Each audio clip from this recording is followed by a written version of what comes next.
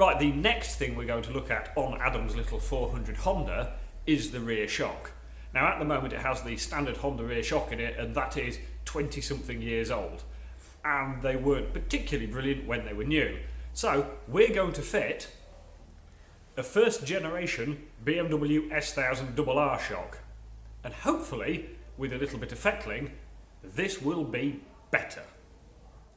So the standard shock is okay, but it is 20 something years old and it's not really easily serviceable. So it's probably best to just take it out and put something a bit newer in.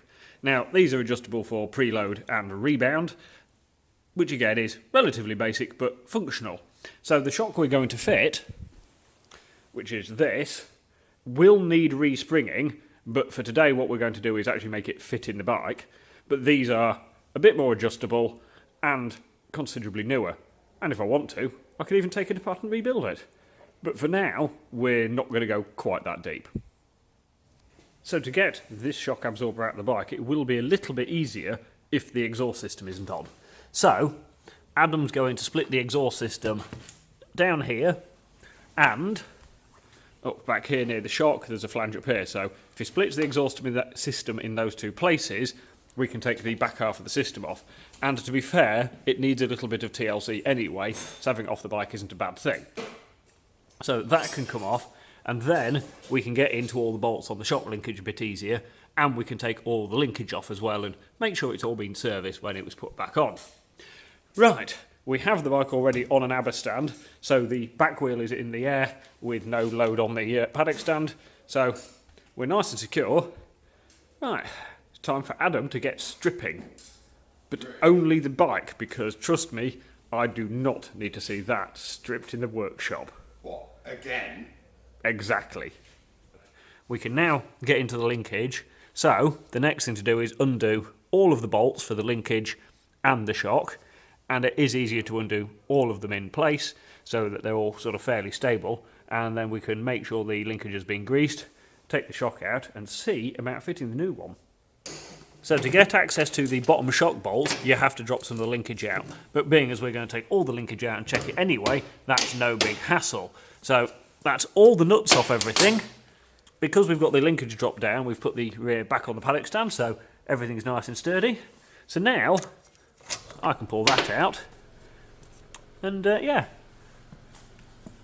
we just need to take the nut off the shock, and we'll be happy days. Right, so we've now got sat on the bench both shock absorbers. This is the original Honda item, and it's all made of steel, and it's really quite heavy, and the shaft is a little bit wet, so the seal probably leaks already. So that is not going back in the bike, or at least it won't be getting ridden with that on it. This measures on my shock stringer 308mm eye to eye. So we'll put that over there. This BMW shock, which interestingly weighs sort of quite a lot less because it's aluminium bodied, this measures 314mm eye to eye, which is quite a bit bigger and will give us a bit of a ride height issue. Except, when we got the bike, this is the clevis that actually holds the shock into the bike, had this 4mm shim on top of there. So of course, we're going to store that over there, and then we're only 2mm higher. And I think that's certainly worth a bit of a go to actually try and see. So, the next thing we need to do is make this fit this.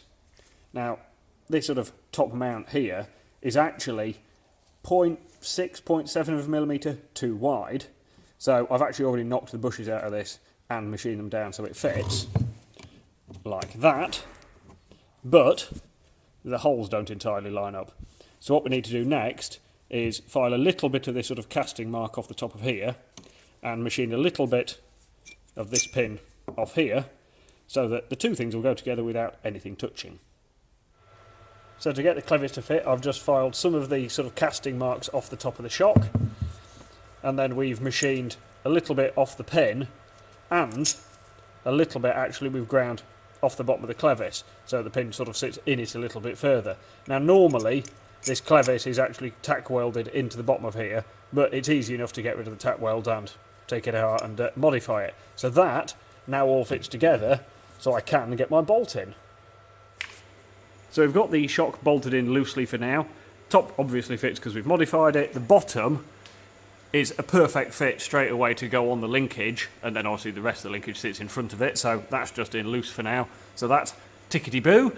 Right, there is a slightly tight clearance for the sort of compression adjuster behind this lug that holds the under tray in, but we are talking it's just touching if you move the shock around. So what we might do is file a little bit off the back of this lug because it doesn't need to be that big. So the next thing to do is try the rear subframe and the under tray on and make sure none of that clashes. So when we had a bit of a look online for what shocks actually fit these bikes, quite a few people have been fitting CBR600 shocks, but the gas reservoir on the CBR600 sits considerably higher, so you have to mod the battery box and this coil mount over here on the subframe. But luckily, the BMW shock is actually a much nicer fit.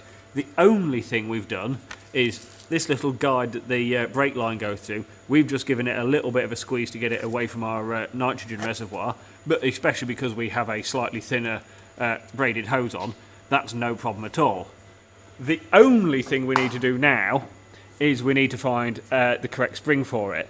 A standard RVF400 spring is a 120 Newton per millimetre spring, and this BMW spring is an 85 Newton per millimetre. So this is way too soft, so we need to find a stiffer spring.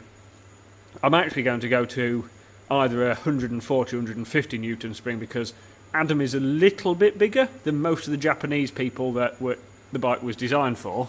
I look like I've eaten 2 Japanese people. Yeah. Before the bike is finished, we will have to change the spring.